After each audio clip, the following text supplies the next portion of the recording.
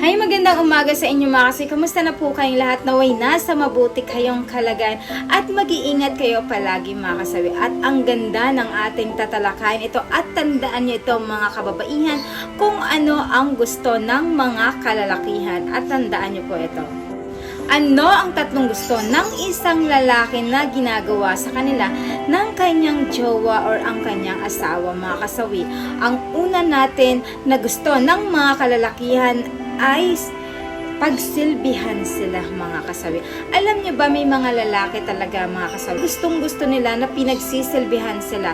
Lalo kapag ang isang lalaki ay galing ito sa trabaho at pagod na pagod ito mga kasawi. Ang ganda na pagsilbihan natin yung ating mga asawa. Hayiinan mo ito ng pagkain at kausapin mo ito at kamustahin mo ito mga kasawi. Alam niyo ba sa mga lalaki, gustong gusto nila yan na pinagsisilbihan sila ng kanilang asawa.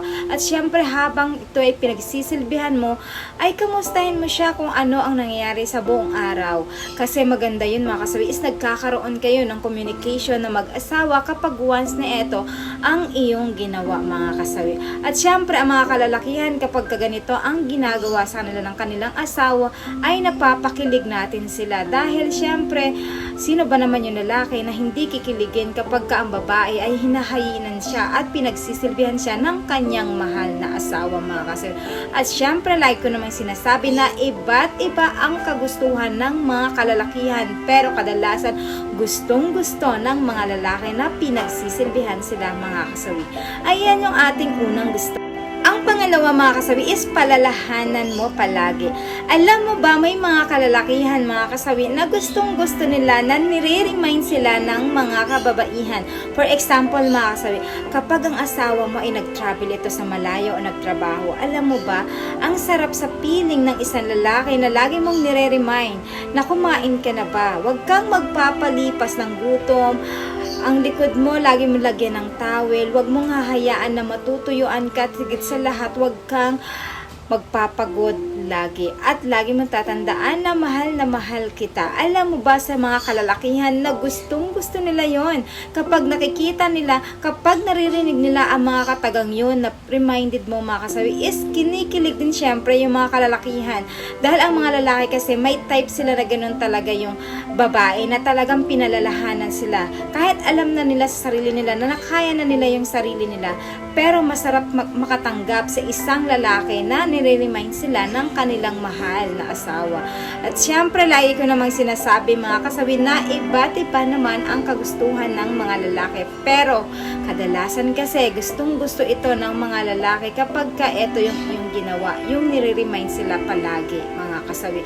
Kaya wag na wag nyo itong kalimutan mga kababaihan kasi tiyak na talagang mai-inlove lalo sa inyo ang inyong asawa dahil alam nila na talagang the best na misis ka dahil kahit sa malayo ito ay nare-remind mo ang bawal at gusto niya mga kasawi. Ayan yung ating pangalawa na gusto. Ang pangatlo mga kasawi, alam ko naman na maraming makakarelate dito. Bigay todo ang performance kapag humingi si mister. Ayan. Alam niyo ba, napaka-importante sa lalaki na yung nagkakaroon ng change oil sila mga kasawi. Gal kayo nagkita ng inyong asawa mo kasi syempre ang lalaki, Diyos ko, sabik na sabik ito na matikman ka ulit. Dahil miss nila yung inyong performance na ginagawa sa inyong mga asawa mga kasawi. Syempre ang mga kalalakihan, matik na yan kapag ka dumating. Syempre hahalikan kayo niyan, ikikis kayo sa noo. Syempre kayo naman ang mga misis, mananabik din kayo sa inyong asawa dahil minsan lang kayo na magkita mga kasawi.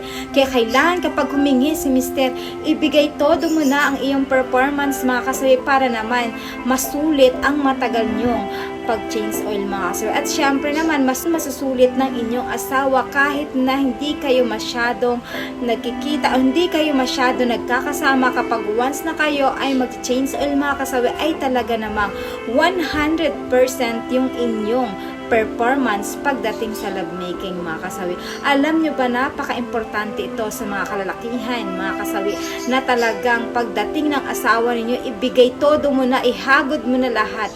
Naku tiyak, masisiyahan ang iyong asawa at talaga namang mapapasabi ito sa'yo, ay thank you mahal kasi nasatisfied ako sa ginawa mo ngayong gabi. Ayan mga kasawi. At syempre kapag ganyan mga kasawi, ay naku po, mapapamahal lalo ang inyong asawa sa inyo kapag pinigay mo ang 100% na gustong-gusto niya na performance mo pagdating sa ganito mga kasawi. Ayan yung ating pangatlo na dapat gawin. At syempre, hindi mawawala yung aking advice sa topic na ito mga kasawi. Ang isang lalaki mga kasawi, alam nyo ba na wag niyong kakalimutan na may mga type din sila sa isang babae talaga na gusto nila itong dapat gawin mo. Yung 1, 2, 3 natin yan.